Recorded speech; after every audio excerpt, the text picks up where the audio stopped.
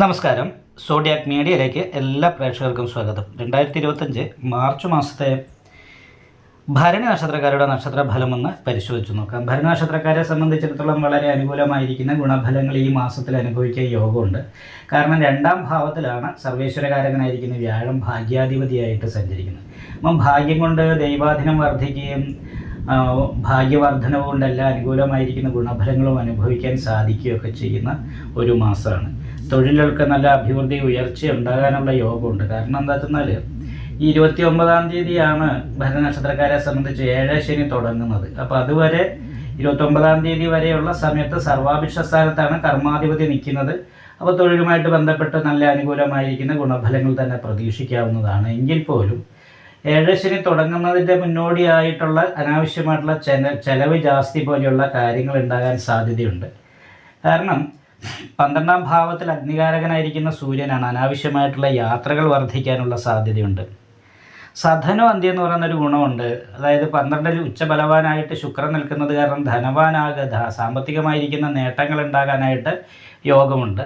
പക്ഷേ അതിനോടൊപ്പം തന്നെ ശ്രദ്ധിക്കേണ്ട ഒരു കാര്യം, ദാമ്പത്യ സുഖക്കുറവ് പോലെയുള്ള കാര്യങ്ങൾ ഉണ്ടാകാൻ സാധ്യതയുണ്ട്. കാരണം 7ാം ഭാവാധിപതി ശുക്രൻ 2ാം ഭാവാധിപത്യം വഹിച്ച് 12ാം ഭാവത്തിൽ പോയി നിൽക്കുന്ന കാരണമുണ്ട്, അല്ലെ ദ്വിദ്വാദശയോഗം ചെയ്ത് നിൽക്കുന്നത് കൊണ്ട് ഭാര്യയുമായിട്ട് അഭിപ്രായ വ്യത്യാസങ്ങൾ, അകൽച്ച പോലെയുള്ള കാര്യങ്ങൾ ഉണ്ടാകുക, അല്ലെങ്കിൽ ഭാര്യയ്ക്ക് രോഗാവസ്ഥ പോലെയുള്ള പ്രശ്നങ്ങൾ കൊണ്ട് അകൽച്ച ഉണ്ടാകുക.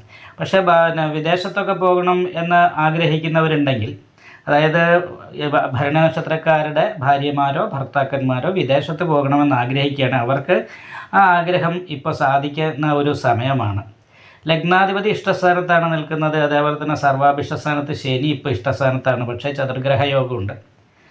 കാരണം ശത്രു സ്ഥാനാധിപതിയായിരിക്കുന്ന ബുധനാണ് 12ാം ഭാവത്തിൽ ദുരിതത്തിൽ നഷ്ടസ്ഥാനത്തേക്കുന്നത്. സഹായ സ്ഥാനാധിപതി കൂടി ആയതുകൊണ്ട് സഹോദര സ്ഥാനത്തുള്ള വ്യക്തികളോ സഹായികളായിരിക്കുന്ന വ്യക്തികൾ, സുഹൃത്തുക്കൾ, ഇങ്ങനെയുള്ളവർ മാനസികമായിട്ട് നമ്മളോട് അകൽച്ച തോന്നുകയും സാമ്പത്തിക വിഷയത്തിലോ ഒക്കെ ചെറുതായിട്ട് സംസാരിക്കേണ്ട അവസ്ഥ വരികയും അതുകൊണ്ട് മാനസികമായിട്ട് അകൽച്ച തോന്നുകയും അതുകൊണ്ട് ശത്രുത ഉണ്ടാകുകയും നിങ്ങളുമായിട്ട് അകന്ന് നിൽക്കാൻ ഇടവരാനും സാധ്യതയുള്ള ഒരു സമയമാണെന്ന് മനസ്സിലാക്കിക്കൊണ്ട് പ്രവർത്തനങ്ങൾ വളരെ ശ്രദ്ധിച്ചു മാത്രം ഇങ്ങനെയുള്ളവരുടെ ഇടപെടാനായിട്ട് ശ്രദ്ധിക്കണം. അതേപോലെ തന്നെ യാത്രകൾ കൊണ്ട് ശാരീരികമായിട്ടുള്ള ക്ഷീണം, ധനനഷ്ടം, ഇങ്ങനെയുള്ള പ്രശ്നങ്ങൾക്കും യോഗമുണ്ട്.